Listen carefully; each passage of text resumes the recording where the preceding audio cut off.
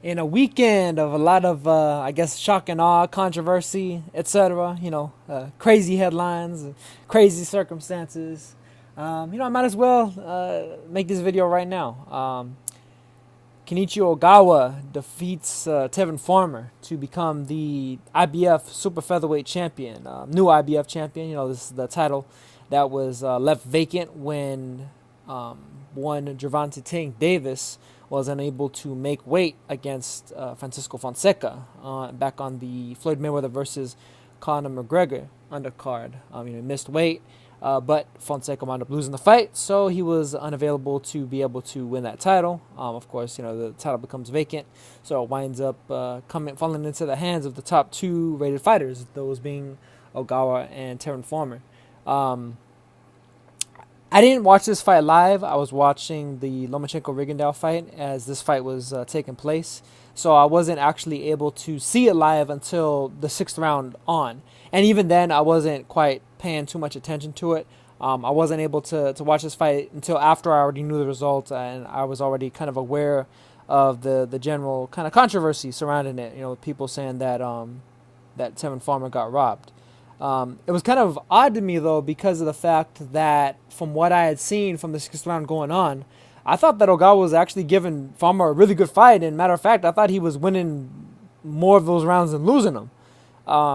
Just while I was kind of casually giving a glance, because I was talking to some people at the same time. I was kind of multitasking when it was on live. But when I went back to actually watch the fight, the full fight, from front to back, rounds 1 through 12.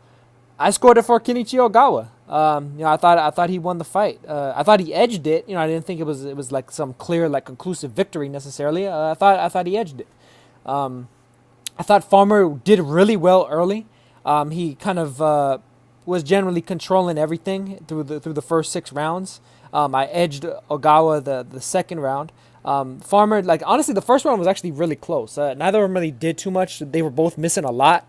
The thing about Farmer is, I think a lot of people were giving him a lot of credit for making a lot of these defensive maneuvers and giving him like scoring his defense, but not really realizing that a lot of his offense was very ineffective. It's like he would set up a lot of counter punches and he would fall like a full inch or two short with his own punches or miss completely. He missed a lot of his backhand punches completely, missed quite a few jabs completely.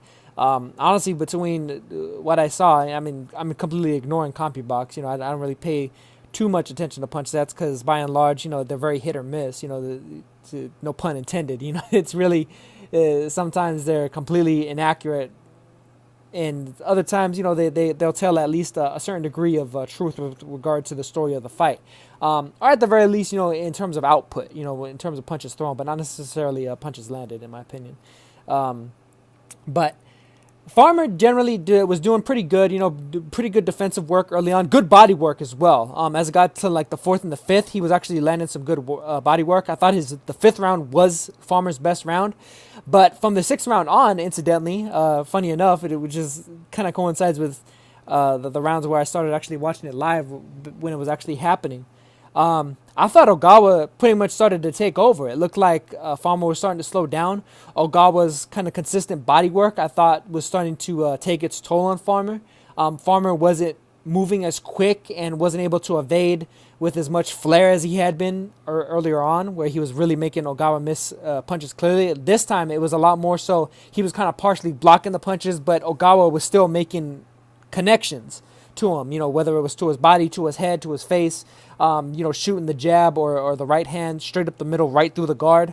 And there were several times where Farmer would just pretty much back straight up to the ropes, and Ogawa would be able to, land some just open shots on him. Whether it was to the body or to the arms, to the shoulders, and everything. The arms and the shoulders are part of your body, and so if you're not throwing any punches at all or otherwise landing them back, and some guys hitting you all over the fucking arms and the shoulders and redding your ass up, that's just who are you gonna score for? I'm gonna score for the guy that's actually landing something on somebody, that's actually doing some sort of cumulative damage on you. I'm sure some of you guys have been punched in the arm and had a dead arm or a bruise the next day or whatever.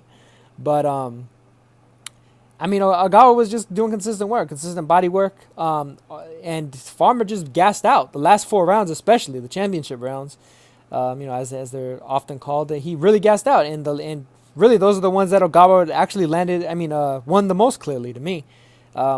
Landed quite a few good right hands upstairs, as well as downstairs. And honestly, I don't know, man. I think there's a lot of people out there that they automatically see a guy pulling off the slick maneuvers, like he's trying to do an imitation of a Pernell Whitaker or a Floyd Mayweather or whatever, and you're like they're automatically getting credit for, oh, he's making a miss, all these shots, when really a lot of those shots are actually landing, but he's just rolling with them, and they're kind of ignoring the fact that he might not even be landing his own punches, which quite a few of them he really wasn't.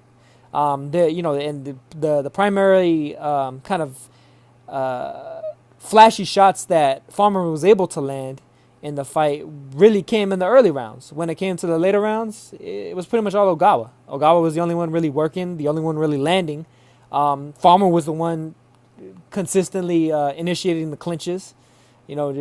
Just by virtue of body language's sake. When one guy's kind of getting hit with a great shot, like Ogawa would frequently get hit with, and still coming forward and then hit Farmer with kind of a grazing shot, and Farmer would like visibly be kind of shaken up or stirred by it. To me, you got to give credit to the guy that's actually doing what might appear to be at least some sort of damage. That's actually making the opponent adjust in a way that they otherwise would have to do in order to avoid further punishment, which is really what it was. With Ogawa, it wasn't looking like there was any sense of danger with him whatsoever. With Farmer, there was always a certain looming sense of danger in the later rounds, whereby he was looking exhausted, he was looking tired, and he was looking to initiate clinches in order to avoid and evade the coming offense of Ogawa, because he was coming on strong in the later rounds. Whereas when Farmer would land a good shot, Ogawa would at least have an answer back for it. Farmer had good answer backs in the earlier rounds, but in the later rounds it just failed him. And I scored it 7 rounds to 5 for Kenichi Ogawa. He's the new champ. Whether people want to accept it or not. I think it's pretty amusing though. Like that, there's a lot of people that will be talking about like, oh yeah, the HBO crew and Andre Ward were disgusted with the decision. Well, I mean, these are a lot of these people that will be saying this are the same people that talk mad shit about the HBO commentary from the fucking jump. So I mean, like, which is it? Do you believe in their commentary or don't you? So I mean, for me, I'm an independent thinker. Whether somebody says something in commentary I agree with or not, I mean, it's hit or miss. I'm an independent thinker, so sometimes I might agree with some commentary, sometimes I might not. It is what it is. It's not 100% either way, anytime. But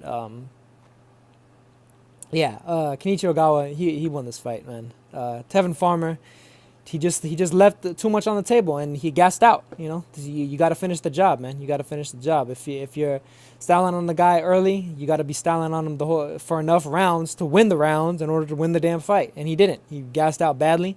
Was looking like he was starting to get in trouble late in there. And Ogawa won the last rounds more clearly than Farmer won any rounds except for let me take a look. Which round was it? Except the 5th.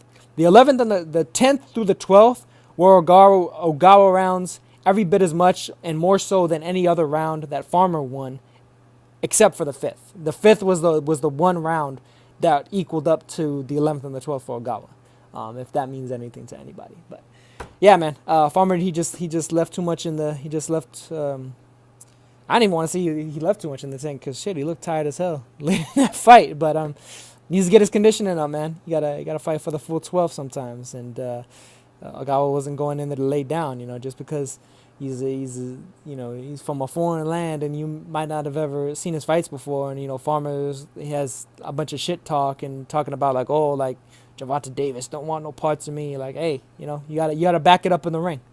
Period, point blank. You gotta back it up in the ring and continue along that line in order to live up to all that tough talk. Otherwise, it's just shallow words, man. And he took an L.